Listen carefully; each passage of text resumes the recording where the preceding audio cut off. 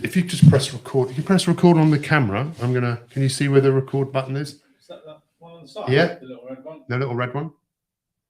What does that say? The memory, Oh, no it doesn't memory matter card. because it's being recorded. Anyway, let's press record on here. I'm going to start recording. It doesn't matter because I've got it recording on here. We're live. Hello. Hello. Hi there. How are We're you? back. I know. How many years was it?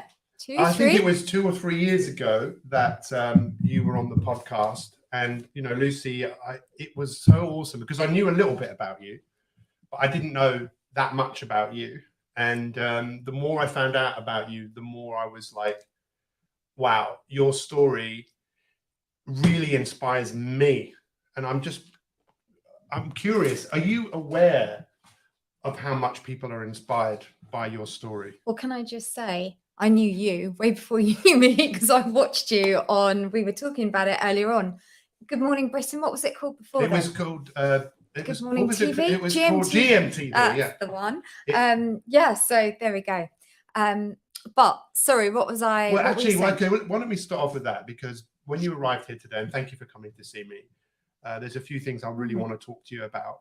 And one of them is quite a challenging subject. I think most people who follow me know that just a couple of months ago, my wife passed away. And dealing with that has been, or I'm still dealing with it, the season of grief and loss. And I know that's something that you have experienced in your life. But maybe we'll start on something a bit lighter before we get really deep. And the other thing I wanted to say to you is thank you so much for agreeing to come and speak at the summit on the 3rd of September. But when you came and when we sat down, whenever I see you, the first person I think about is Nikki Waterman.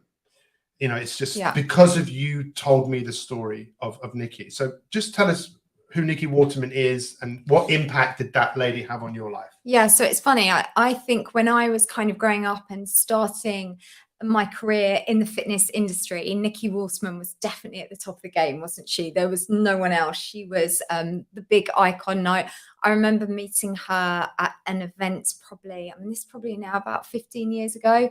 And I just loved her kind of attitude to fitness, but also to confidence. And I always remember her saying to me, just don't follow the crowd. Do what you think is right with fitness. And I think so much with fitness is we're always told do the same thing. And actually, I'm always about just questioning everything because, is it that we should always just be doing that same exercise, the plank, the burpees, that, is there different ways that we can train and move our body?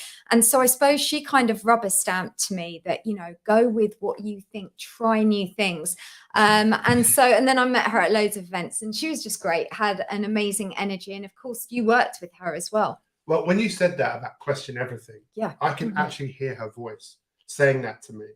And she's not here anymore. She actually died of the same condition that my wife had, which was a very aggressive brain tumor. Now, she had a big impact on your life, but Nikki Waterman and Amanda Ursel were great friends. I mean, the best of friends. I can't wait for Amanda to listen to this podcast. But this book, Slimming with Pete, as I told you the story of this, I couldn't find anyone to publish my book. But just like you, I didn't give up, right? No. I just literally, I felt like giving up. But there was a story I felt that I had to tell. So I got turned down from all the major publishers. I found a small publishing house in Wales. They published it. They didn't give me an advance or anything, but I thought, wow, I've got a chance. But writing a book and getting a book published is easy, I think. The challenging thing is to sell copies of the book and get people to review it. So I got Amanda, who used to review diet books in the Sunday Times, was on television. She reviewed it and she wrote, by the end of this book, you'll be in danger of having changed your eating habits, taken up regular exercise and discovered you're a pretty wonderful person. You can imagine that being in the Sunday Times, all of a sudden the doors open and my life was, then I got on television. Then I met Nikki Waterman and we worked all around the world doing stuff with weight loss. And I feel that where there is a connection, that we are connected to these people. And I think we're all connected. Sorry, go on. I was just going to say, life is really funny, isn't it? How it takes you on different journeys. But I think if you've ultimately got a message that you want to put across and you're passionate about it, then the right people will come into your life at the right time. So it's like you have a very strong message. You're all about, it's not about look at you, it's about how you can help others. And I think a lot on social media, it's just about people going, look at me, aren't I fabulous? I can do this, I can do that. Whereas you're helping people, giving people the tools. And that's kind of the same. What I want to do is just helping people, because you know what, at the end of the day, we've both lost someone that's very dear to us. And what would you do? You would give everything to have them back. Health is everything, isn't it? And that's ultimately what you and I are doing. That's what Nikki was doing. That's what Amanda does. That is what our mission is. What I love about people who are serving others, and you just said something, you said, what I'm trying to do. Come on, let's be honest here. Yeah. You ain't trying to do something. You are doing something. Yeah. And what you have done globally to get people to do one of the most important things, which is move, is something which should be celebrated. People should be shouting from the rooftops of what you're doing, because ultimately, and I'd love you to share a little bit about what you actually have done. Let's be brutally honest here. Millions of people have engaged with your the content that you've put out into the world. It's free, right? Yeah. And it's amazing. It is unbelievable what you have done. And I'm glad that you're smiling about it, because so you can celebrate in what you've done. Absolutely. It makes me happy because it helps so many people. And yet you don't see it because I'm not standing on a big stage. I'm not teaching a class where there's hundreds of people. I'm just doing something ultimately that I'm filming at home from my iPhone and I'm uploading to my YouTube. So I don't see anyone in that process. But with over nearly 350 million views in total, that is a lot of people. How many million? You've got 2-point-something million subscribers. And you know, there are a lot of people that also watch the videos. And so for me, again, it's going back to just being able to help people. And I think where my real passion comes from is hundreds of years ago, being in school, and hundreds of years ago. And I always remember this, and I'm sure so many people can relate to where they used to sports and games at school, you know, and they'd always pick the two cool kids would be the team leaders, captains, wouldn't it? And then they'd pick one by one out of the class. And I always say this story, but I was always the last one to be picked. And imagine how that knocks your confidence as a kid. And I always, and it put me off doing sport. It affected me in so many ways. And it wasn't just the once, it would happen all the time. So, and I've always kept that feeling. And I've always thought I never want anyone around me or that follows me to feel like that person. I want everyone to feel like I'd pick them first. Yeah. Does that make sense? Absolutely. And it's kind of like, so this is why with the workouts, I wanted to make sure I included everyone. And I think the narrative in fitness really needs to change, that fitness is for absolutely every single one of us. In fact, it's less for your 20s, your 30s. As we age, fitness becomes more and more relevant. It becomes more needed. We need it. And, you know, the association with fitness is always like, you know, a 30-year-old or 20-year-old with a six-pack standing there doing a million burpees. It's the wrong message. It doesn't attract the people that it needs to attract. And so that is what I'm trying to do. Well, you've been doing it for a long time. And I think one of the things which I found so fascinating about your story was how long you were doing it before people took notice. And there's someone who's also in the similar space to you, in Joe Wicks. And I know more people apparently watch your YouTube videos during lockdown than him. 56 million more. Wow. Well, that's girl power. Girl power. Girl power. And I think that's another massive part of your story that I find personally so inspiring. But his story is also quite interesting in terms of he didn't give up. You know, he was teaching boot camp in Richmond, and there'd be nobody there, but he just kept going. How did you start doing videos on exercise on YouTube? Where did the idea come from, and how long did it take until all of a sudden it just really took off? Because I find that fascinating. So I had, because we were saying we're exactly the same age, aren't we? Which is unbelievable. No, you're a few months older than me, but we're the same age. So, but someone I know yesterday, right? I said, how old do you think this lady is? What do you think he said? Oh, I don't know. I'm Said scared. 35. Oh, I wish. I wish. But you know what's really interesting? Would I want to be 35 now? Absolutely not. Yeah. I've been there, I've done that. But so yeah, going back to how the journey started, when I had then qualified in fitness and was learning about it, and I was on a mission to make everyone feel their best and realize their full potential. So I was working in gyms and being a personal trainer. Reigate, all round sort of Surrey, that area. And yet I wanted to break into TV. I wanted to be doing what you were doing. And I would watch you and Nikki, and it was like, that's where I want to be going. And I would write and do a little CV. I mean, it's so funny, and send it to publishers with a book idea, everything. And I'd just get no rejections all the time. And then when social media first started, I think it was YouTube, my first video I ever uploaded was 2012. I then saw that as a place that I could distribute the content that I wanted to like put forward to a TV production company. And of course, when I did it, I'd get like one view in one day, and I'd be like, yes. And it didn't matter because, you know, and then I'd perhaps get a couple more subscribers. But for me, I think the bit that kind of just kept me going forwards would be the email from someone just saying how these exercises were really helping. And it was going back to then, that might be the person that would be the last to be picked in the class normally. This time they felt like they were being the first. So it just kept going. But, you know, it was hard work. And it was for, I think, 3 years, I did a video every single day, uploaded. I mean, I put my heart and soul into it. I didn't go on holiday for 8 years. I got rid of everything. It was, but I was just never going to give up. And, you know, and I think that's a really exciting thing. I always say this, yes, I can, because again, is something I want to shout from the rooftops, not just that health and fitness is important for our well-being, but we can all do anything. If it exists, if you can do it, we can all do it.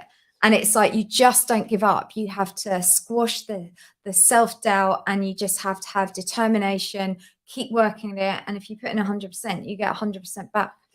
So whether you're listening to this or watching this, I wonder if you could measure how much more you feel pumped up by what you've just heard. Because if I was thinking of it like a gauge, I've just literally, I'm right at full. Yeah. Because there's something so magical about your story. And I want to just feed back a little bit to you, because everything I do is about being intentional. Yeah. So when you, and I want to ask you, what does intentional mean to you? But for me, what it means is that your intent is to move through what is difficult, because there's something beyond what is difficult. And you know that what is difficult is just part of the journey. Yeah. And I just love, I've heard your story before, but you've just given me another perspective on it. You figured out something, you watched other people do something, and you thought, I want to do that. Then you thought, well, how do I get my content out there? So you put your content, you sent things to people, but then social media came out. You thought, here's a great idea. Now I can put my content out there so these people could see it. But what's incredible about your story is that you never actually needed to be on television, right? I know you've done some stuff. Yeah. That's just unbelievable. I really want to swear, but I'm not going to, because you've got your own channel, which is what YouTube has given us. And I think that we were talking about this before. I want more entrepreneurial. I want obviously more people who want to be fit and healthy to follow you, because your stuff is phenomenal, but also people who are entrepreneurs, because you've done it and you're still doing it. And it's such a beautiful story. What does being intentional mean to you?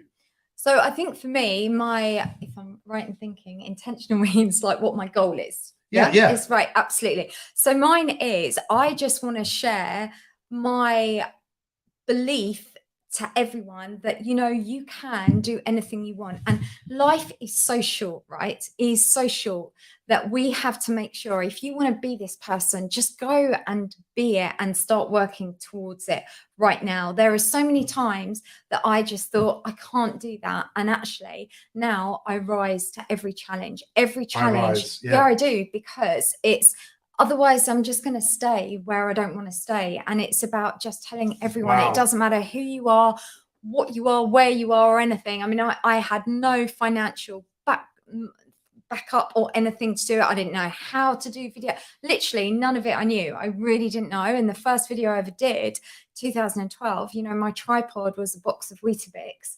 you know, Did by you have the window. Three? Did you have 3 that morning? I did, and the rest is history. You know, Yeah, and I knew it. And just a light from the window, and it was like, so, you know, so many people might say, oh, but you know, I don't know how to. Well, you can learn. Knowledge is power. Learn online.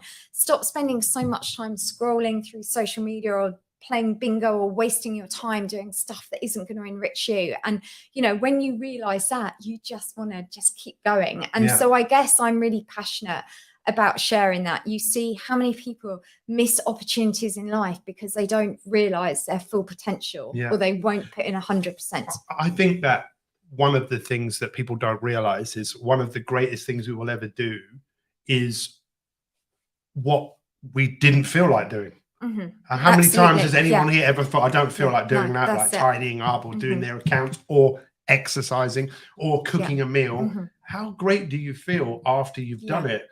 And I'm sure, I mean, have you ever like really taken a moment to, this is a key part of what we do, right? So it's the key part of life. And I was always prone to not want to stop. Yeah. Because I've always been going on high octane, never stop, because for my own insecurities. But have you ever really stopped and thought about the people right now around the world, that there's someone, probably a lot more than one person, that's watching your videos, and how much better they feel? I know. Can we do that now? Yeah, let's do it now. I'm really excited. Can we just stop? I'm going to stop. I think to tell myself that. Yeah. And it's lovely, because actually you're right, and we don't do that enough. And I should just go, yeah, it's working, it is helping people, and it is really lovely. And it's kind of, that is something perhaps we don't feed our soul enough with, do we? And perhaps I do need to do that more. The other thing I don't do is I don't stop. I can't switch off. Can you teach me how to do that?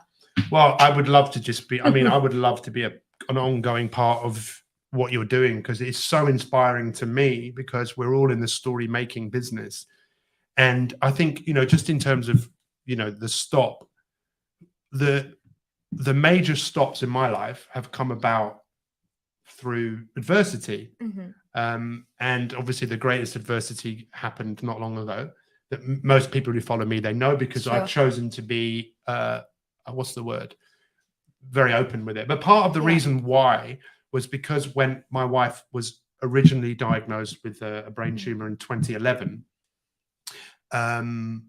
we went very public about it for a few reasons. So people have been following me and my wife's story for a long time. And so she wasn't given very long to live. She was given 18 months in 2011. We weren't married. I didn't think this was the woman I was going to spend the rest of my life with. She used to smoke. She didn't eat particularly well. I really liked her, but it's amazing what a brain tumor, a big stop. That was a major stop, because, and then everything comes into a different perspective.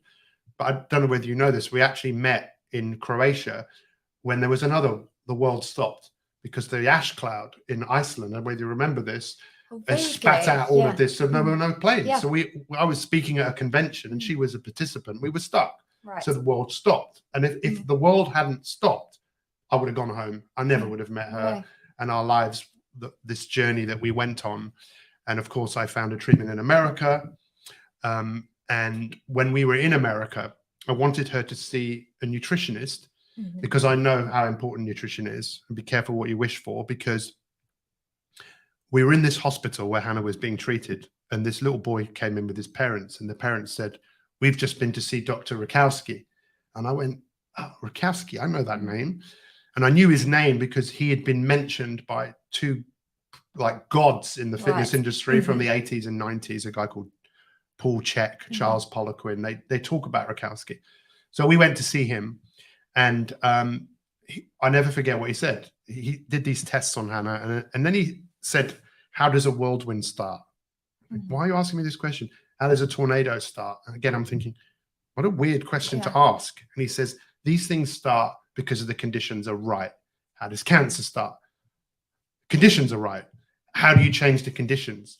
So changing the conditions, we all know, obviously, there's surgery, there's radiotherapy, there's chemotherapy, but there are other things. There's what you eat, there's moving, right? There's exercise, there's the way that you think. Well, we call it the Magnificent Seven. Hannah followed and dived into changing her life from exercise to nutrition. And I believe she defied all of the odds. And then she got re-diagnosed in, when was it? I don't know, just over a year ago. We went on this crazy journey again. She made this miraculous recovery. I don't know whether I haven't really told you this part of the story, but we went to Germany and they put 2 viruses in her brain, chicken pox and the Newcastle virus. Now in Germany, they're quite progressive. They do things here they don't do here. Okay. And putting these viruses into the brain, it triggered an immune response. She had 4 tumors in her brain. 3 of them just disappeared quite quickly. There was 1, it was getting smaller and smaller. And she literally, I promise you, she came back from the dead. She was dying. Her right side was failing. I thought we hadn't moved into this house. And I was thinking we'd put the deposit down, and I was going, we need to forget all of this because this ain't going to happen. But we stepped outside the box. She had this treatment. It was miraculous. There was 1 tumor left and it was getting smaller and smaller. Then she got COVID in December last year.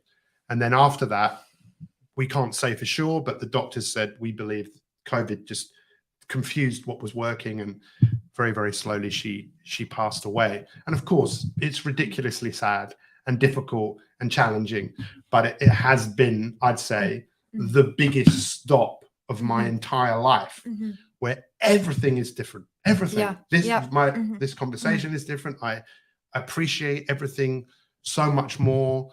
Hannah's memory is all about just getting on with it. But grief is something I'm not a novice at it. I've experienced death. My mum died 2 years ago. My dad died 5 years ago. But it's something that is difficult, you know? And I know this is something, when you told me your story, I was like, wow, how does someone deal with this? Yeah, I mean, for me, it's a long time ago, but it's interesting. And I mean, I'm 25 years ago now, so it's a really long time. But I think at the time, for me, that's where exercise really, really helped me. You know, just getting out in a green space, just walking, having family around, and really it is just one day at a time, isn't it? That's all you can do. It is. But the interesting thing is how it has affected me for the rest of my life. So because I was so young when it happened, and it was just out of the blue, just kind of. Can you tell us? I mean, what actually happened? So he was my fiance, love of my life, who. Because you were in the army. You were in the army. So we were both in the army, but I met him at the age of 15, and we were 21. So, you know, a good 6 years later, we were both in the army, and we were both actually due to come out of the army that summer.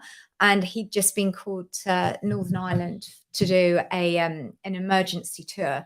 And he very sadly got shot, and it was all very tragic circumstances. And I remember on that night that I got told I was in Aldershot, and my parents, I'm very, very close to my family. The army couldn't find me because in those days we didn't have mobiles.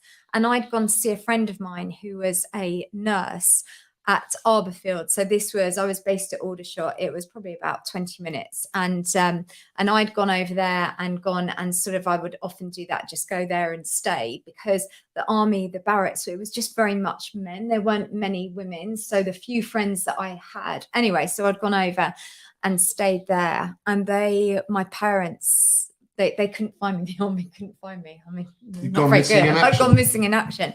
And, but in all fairness, my parents had said, you mustn't tell her until we're there. You know, I mean, how lucky am I that I've got such close family? And I remember there was a knock on the door, and at 3 a.m, calling me over to the guard room. And I'm thinking, oh my God, what have I done wrong? And anyway, long and short of it, it was just very strange, because I remember saying to the sergeant major, has anything happened in Ireland? Is there a bomb gone off? Because my fiance's there. And he said, no, a bomb hasn't gone off. Because actually it hadn't. In all fairness, it hadn't. But he said to me, your parents are on your way. And then I'm like, oh my God, is my sister on my grandparents? You know, everything was just going through my mind. And then I remember when my mum and dad pulled up, my dad got out of the car, I just shouted, Mike, I just knew. It's really weird. And the really strange thing is, when I look back how I reacted, I just ran. It's really weird. The minute and I can't remember where I ran. I can't tell you how long I ran for, if it was a minute, 10 minutes, 15 minutes, whatever. And I just remember just getting in the car and then just shocked. And my dad's driving, I'm holding his hand, my mum's behind, I'm holding her hand. And, you know, for the first 2-3 weeks, I was just shell shocked. You just literally, and then it's, you know, I think it's just such a different journey for everyone. Everybody. But it is just, all you can do is take one day at a time. And I think for me, throughout life, it definitely has kind of taken me on a different journey. So I really feel that Mike has been my shining light and has been with me every step of this way, and has kind of kept me doing what I'm doing. It's definitely put me off ever having a relationship, ever having children. And because I'm so scared of loss, and I have this irrational fear of people that I love around me dying, and my cats, and I just, and it scares me. And it's kind of like a bit of a dark cloud anxiety that I wake up with every morning and go to bed with every night. And I'm trying, and it is really weird. I think the older I'm getting, the harder it is. And I suppose I just know I'm going to be facing this fear soon. Does that make sense? Yeah. You know, and it really kind of like, it terrifies me. And but you can't think like that, because no one knows in life, none of us, you know, I could walk out there tomorrow and I could get knocked over by a bus. So then you literally don't know. And so that is something that I find actually then exercise takes my mind off that, being busy with work and helping others. It's like mental health, because in a way that is a mental health condition, anxiety, depression, fear, all of that. But it's actually really normal, isn't it? Yeah. And it's like, how do we deal with that? How do we deal with those worries? So wow, I wasn't expecting you to say that. But sorry. Again, it doesn't. No, not at all. No, I mean, it's not very often I'm kind of lost for words. But I just think it's just interesting. I look back and just think, because I just hadn't expected that, and it was really tough. But you know what? I'm still here to tell the story, and I believe no matter what. And I don't know, I've had so many just amazing signs. I really think he's been on my journey, and I love that. And that gives me peace. That gives me that. I'm sure. What was his name? Mike. I'm sure Hannah and Mike are hanging out together. They'll be laughing. I'm sure they would. I've had 3 people contact me in the last few days saying Hannah has appeared in their dreams. And like one of them wasn't in a dream. It was Amanda Ursel, because Amanda has always wanted to do a fiction book, but she's had fear around doing it. Like, oh, no one would. And she watched Hannah's funeral online, and she heard this motto of just get on with it. And now she feels that Hannah's talking to her, and she's now written the book. It's been sent off, and you know, she wants to get it published. But there was so much in what you just said. And the first thing I have to say is thank you for just being so brutally honest about who you are. And you know what? We all need to be so transparent. We can't. I think that's why you're.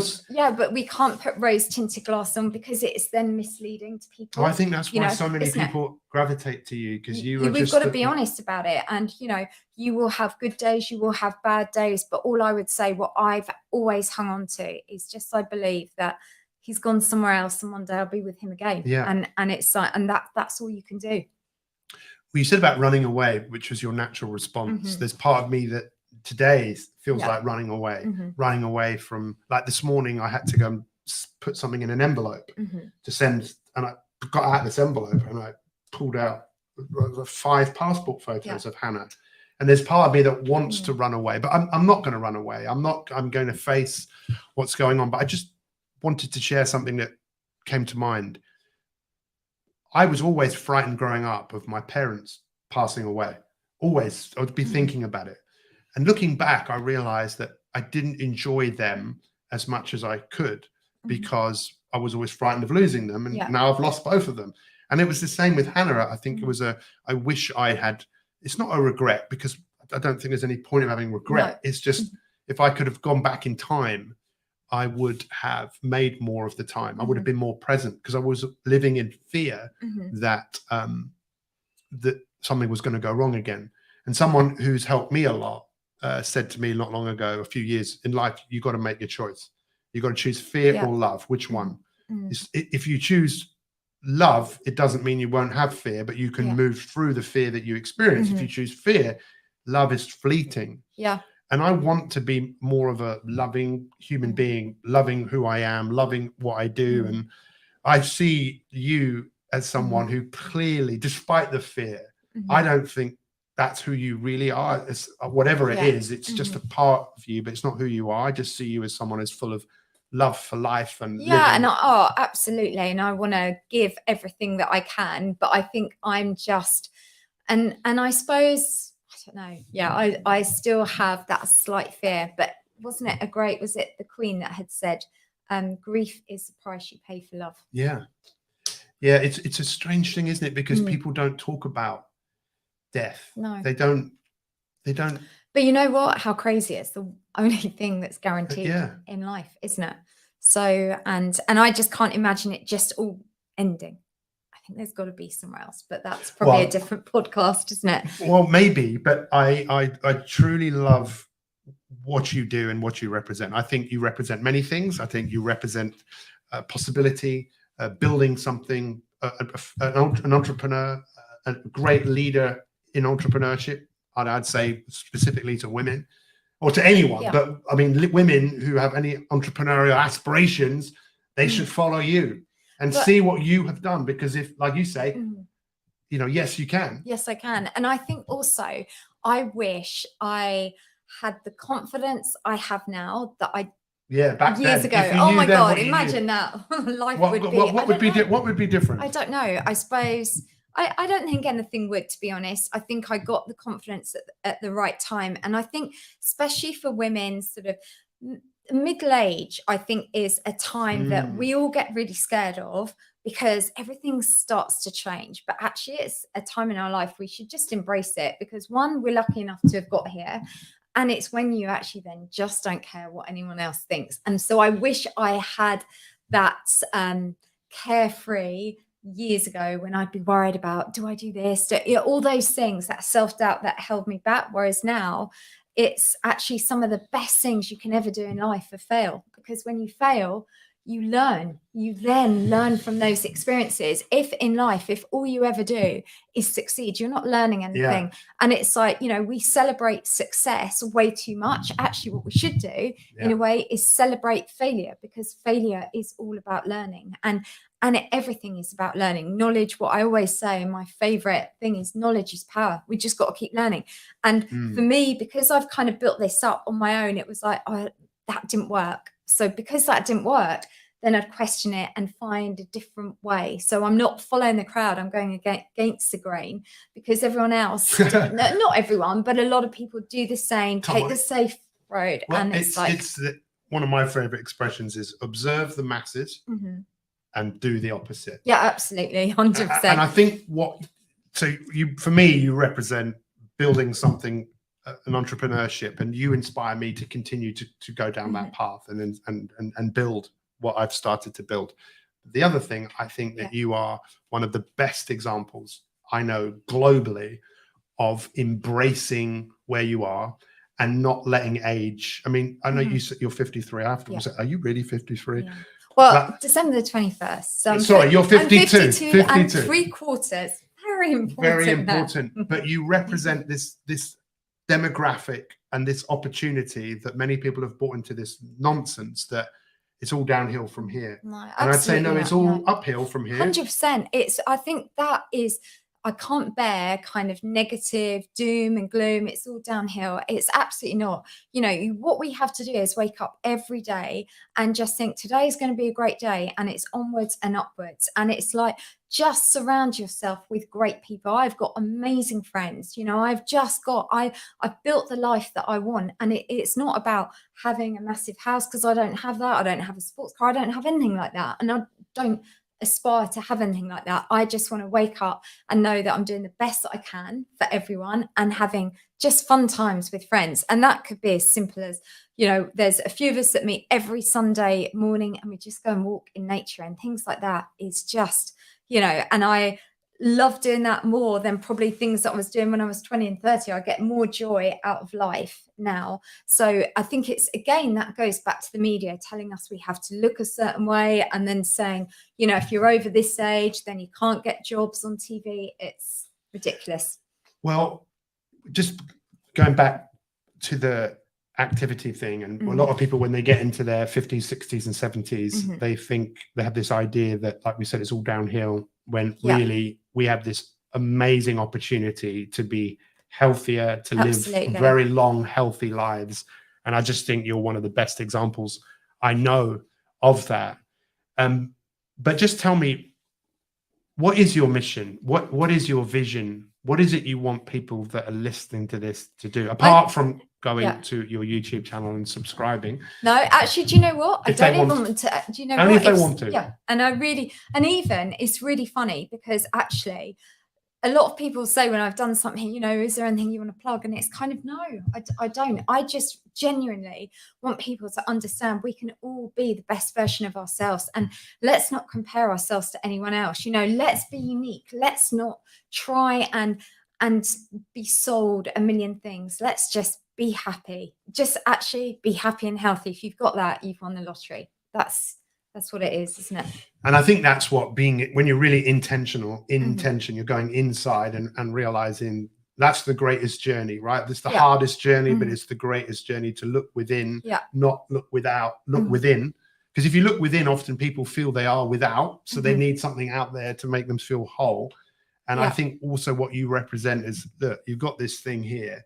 If you use this well, life can be so incredible. Just tell us a little bit about why movement, and what do you think movement does for people? So I think, you know, we need to move. Movement is medicine for our body. As we know, it looks after the most important muscle of all, our heart, which works for your entire life. It doesn't stop.